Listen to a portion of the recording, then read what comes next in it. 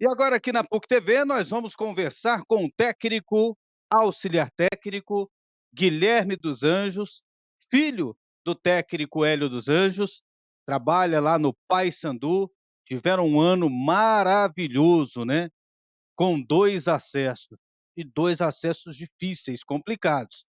Disputar o Campeonato Paulista da Série A2 não é nada fácil, com a Ponte Preta, e conseguiram subir para a Série A1 e o Campeonato Brasileiro da Série C, onde pegaram Paysandu pertinho da zona de rebaixamento, ou na zona de rebaixamento, não lembro, até o Guilherme vai me dizer, e conseguiram uma arrancada para a classificação para a segunda fase, e na segunda fase, no quadrangular, outra, outras pedreiras, né, muito difícil, e aí o Paysandu conseguiu tão sonhado acesso depois de alguns anos, a equipe está de volta à Série B do Campeonato Brasileiro. E o Guilherme está na França, é isso, Guilherme? Prazer falar contigo. O prazer é meu, né? É prazer falar com todo mundo aí da região de Goiás, né? Sempre um estado muito querido por nós. E sim, estou na França hoje, em Lille, no norte da França. É realmente muito frio aqui, bem diferente daquilo que a gente está acostumado, mas é uma experiência bem legal. É, pegou uma temperatura bem diferente, né? Saindo de Belém e indo para França, né? Perfeito, né? Belém com seus 35 graus e aqui com 3, 4. Daqui a pouco eu quero saber, inclusive, do seu motivo de estar aí na Europa. A gente vai tratar um pouquinho disso. Mas antes, me fale sobre esse ano maravilhoso que você e seu pai viveram, com 2 acessos importantes. Perfeito. Acho que no Brasil, se teve alguma comissão com 2 acessos, é difícil. Acho que teve uma comissão com um excelente trabalho, que foi o Carpini, né, que fez uma chegada muito boa no Paulista e da A1 e subiu com Juventude. Agora, é um ano nosso muito positivo, realmente, em termos de resultado.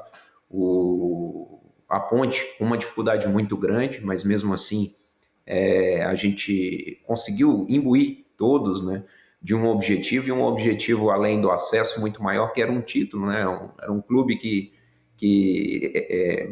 brincava-se muito que não tinha títulos, né, e a gente conquistar um título num clube centenário, com a importância que tinha naquele momento para o clube, né, para o torcedor que estava sedento desse tipo de comemoração, foi fundamental, assim, para que esse ano se tornasse grandioso, como você citou. Agora, com certeza, eu não imaginava que teríamos essa mudança da Ponte para o Paysandu, e quando ela ocorreu, chegamos no Paysandu com 1% de chance de classificação. Então, não imaginava nunca uma dificuldade tão grande ainda nesse ano, e a gente poder transformar esse 1% em realidade, né, em 100% quando ocorreu a classificação. Então, foi devido naturalmente ao trabalho de todos. A gente tem que sim enaltecer isso, mas sim, foi a chegada nossa que deu uma virada de chave no clube, por nós conhecermos bem o clube também, adiantou vários processos, várias situações, e fomos muito felizes, porque a compreensão de todos com aquilo que nós pedimos, né, no Paysandu foi muito grande. Eu acho que por isso, por ninguém ter questionado nada, por todo mundo ter, na maneira positiva de dizer, abaixar a cabeça e vamos para onde eles estão nos pedindo. Eu acho que foi isso que foi um fator determinante para a gente conquistar o objetivo e terminar um ano de uma forma esplendorosa realmente. 2024, Paysandu, dá para sonhar? Dá, bastante. As pessoas, no cômputo geral, tem pouca informação sobre o futebol no Norte. E nós estamos falando de um clube, o Paysandu, a exemplo também o Remo, que faturou na Série C o que muitos clubes de Série B faturam. Então, é um clube que deve terminar esse ano faturando em torno de 30 milhões. E 2024 com uma previsão de receita acima de 60, podendo chegar a 80 milhões. dependendo dos resultados esportivos, naturalmente, isso vai colocar a gente entre as cinco maiores, as cinco maiores receitas, talvez, da divisão em 2024. Então, ninguém imagina esse potencial, e esse potencial vem, sim, do seu torcedor. É um clube com 800 e poucos mil torcedores, próximo ao que é, por exemplo, o Fortaleza, o Ceará. Então, a gente pode fazer um paralelo e ter uma noção desse potencial que existe ali, e é um público realmente muito fiel, né? A exemplo, a quantidade de torcedores médio que a gente consegue levar a campo é realmente muito positivo. E agora é conseguir fazer um trabalho para que isso seja com maior consistência, né? Essa quantidade de pessoas dentro do campo, né? Esse envolvimento do torcedor seja com maior frequência, com uma consistência melhor, para a gente ter um clube um pouco mais saudável no ano como um todo. Qual é a sua missão aí na França, Guilherme? André, eu tenho uns 4 anos que eu venho pensando em me capacitar de alguma forma, mas visando um pouco essa mudança que a gente está tendo dentro do mercado do futebol, que é a transformação dos clubes em empresas, com um organograma um pouco diferente, né?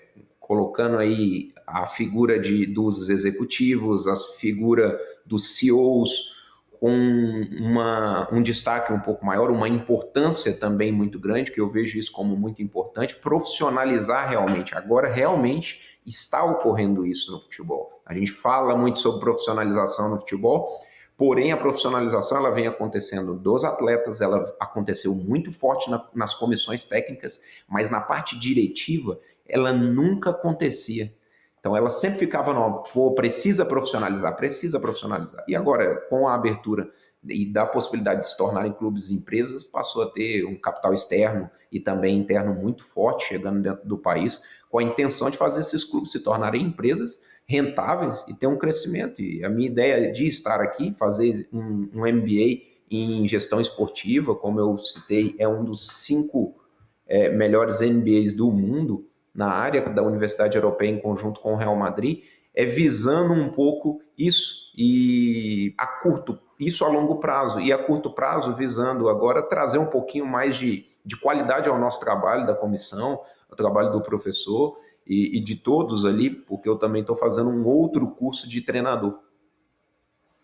Então, você fazendo esse curso aí de gestão esportiva, isso significa que você está trazendo mais conhecimento para sua carreira de técnico, ou você pode, em determinada situação de carreira, ser um gestor, ser um CEO?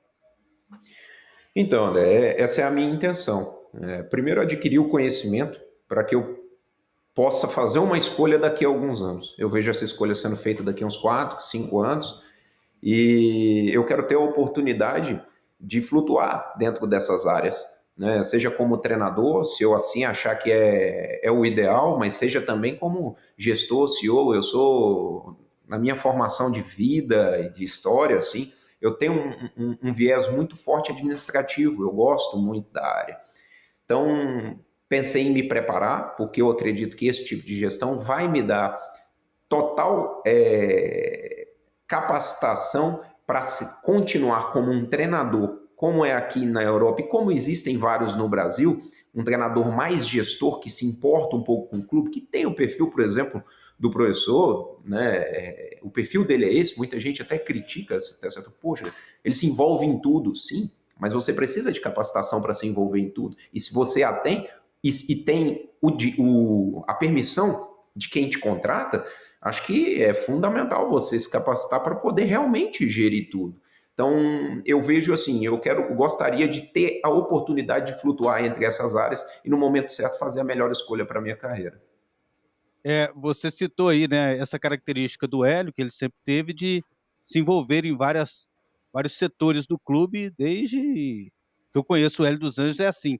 E hoje em dia, no futebol europeu, por exemplo, treinadores são contratados não para só trabalharem no campo, né, mas trabalhar também na gestão geral. Pega o Guardiola, por exemplo. O Guardiola ele tem participação e até em categoria de base, ele tem as suas funções, ele tem, eh, na gestão do elenco, na gestão do orçamento, de quanto que pode se gastar e assim por diante, né.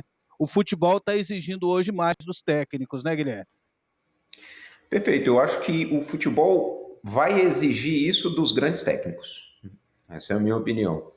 Hoje eu tenho uma preocupação muito grande, por isso minha vontade de ter um pouco de amplitude, eu tenho uma preocupação muito grande com qual vai ser o futuro do cargo do treinador no Brasil, porque hoje a gente tem como referência, como você bem citou, o cargo do treinador na Europa, ele tem essa amplitude, né? Claro que cada um tem uma amplitude menor ou maior. O Guardiola, como o Simeone, são muito amplos dentro dos seus clubes e talvez um ou outro não seja tão amplo aqui dentro. E eu acho que vai funcionar da mesma forma no Brasil. Porém, quem tiver capacitação, qualidade, conseguir demonstrar isso, vai conseguir essa amplitude dentro do clube, que é algo que eu busco. Aí vai depender um pouco do mercado, se vai ser para um CEO, como a gente estava falando, se vai ser como treinador e tendo essa amplitude, mas eu vejo isso como importante, e importante também os treinadores compreenderem que vale a pena a gente ter esse tipo de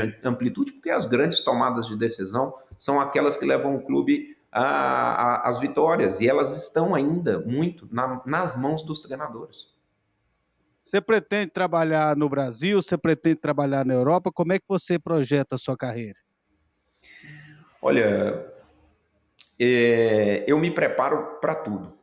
É assim que eu gosto de pensar. Eu acho que eu não posso falar, puxa, eu vou trabalhar na Europa sem ter a oportunidade de fazer. Porém, o que eu posso fazer, o que está sob meu controle, é me preparar. Então, se hoje eu tiver uma oportunidade de trabalhar na França, eu preciso do que eu vou precisar? Eu vou precisar, por exemplo, do francês, eu vou precisar de uma capacitação internacional, eu vou precisar de uma capacitação como treinador, né, que é a UEFA ou a AFA, e possivelmente a da CBF já vai ser também aceita aqui. Então, eu penso dessa forma. Então, eu penso em trabalhar em países onde falam espanhol, que eu acho que o maior entrave do treinador brasileiro sair do Brasil e tomar um pouco de espaço no mundo é língua. Então, eu acho que foi algo histórico. A gente viu o Luxemburgo, a gente viu o Filipão tendo essas oportunidades aí e dentro da carreira. E eu acho que talvez alguns entraves, pelo que eu sinto, pelo que a gente vê, inclusive de treinadores europeus, são as línguas. E Então, você, como por é que está isso, nisso? bem, hoje eu falo, estou aqui na França para continuar estudando francês, que eu falo francês, italiano. Vou para Espanha, porque eu acho que espanhol eu não falo e eu preciso, eu acho que é a segunda língua, né? Além do inglês que eu falo, o curso inclusive do MBA é em inglês, então eu falo francês, inglês. Vou fazer 3 meses de espanhol, acho que vai ser o bastante. Vou falar espanhol e falo italiano. Então, acho que já compõe bem para qualquer mercado, tirando a Alemanha, que o alemão é quase impossível. Guilherme, futebol goiano, o que que você está esperando agora, já que você no Paysandu e o seu pai, Hélio dos Anjos, vocês terão pela frente a dupla Goiás e Vila Nova na Série B? Olha, eu tô realmente assim, pelo futebol goiano, pela forma que o futebol goiano tá tomando, os 3 clubes como referência, naturalmente, eu tô muito feliz em ver, porque eu vejo organização nos 3 clubes, né? As pessoas vão questionar muito o momento do Goiás, só que a realidade não é simples hoje na primeira divisão. Então o Goiás fez disputas interessantes e cai agora, mas cai de uma forma muito coesa, muito estruturada, como sempre, né? Eu acho que foi o principal exemplo para os outros clubes. Em alguns aspectos pode sim estar parando no tempo, pode sim ter parado no tempo, e aí foi aonde os outros times chegaram, só que eu vejo da seguinte forma: o Goiás sempre teve uma filosofia, e o Atlético buscou um pouco dessa filosofia e, claro, criou a sua. O Vila buscou um pouco dessa filosofia, então ele foi um pouco espelho para os dois, para um crescimento, e isso para o futebol goiano é muito positivo. A gente ter times extremamente equilibrados, saudáveis financeiramente, e preparados também para esse novo mercado. A gente não vê isso, por exemplo, em Pernambuco. Os clubes ainda não estão preparados para esse novo mercado, não estão saudáveis financeiramente, talvez vão sofrer nessa transição. E eu não vejo o Goiás, Vila e Atlético sofrendo nessa transição. Vai ser uma escolha vender o clube ou não, vender uma parte do clube ou não. Mas independente disso, a exemplo é o Fortaleza também, são clubes que podem ser vendidos porque estão extremamente bem sanados, bem estruturados, né? Foram feitos, acho que o Goiás e o Vila já estão também fazendo todo o processo de due diligence que fala, que é o levantamento de todas as dívidas, a organização para se tornar uma SAF. Então, vejo o futebol goiano com um futuro promissor, mas a gente tem que entender que o futebol, ele, como qualquer empresa, tem que ser pensado a longo prazo e os resultados muitas vezes não vêm como o torcedor quer.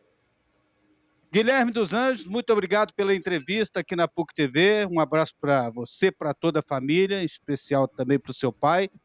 Hélio dos Anjos, uma das figuras mais importantes da história do futebol goiano, um dos grandes personagens do nosso futebol. Fez história em vários estados, mas aqui tem uma página especial para Hélio dos Anjos. Parabéns mais uma vez pelo ano que vocês tiveram e sucesso em 2024.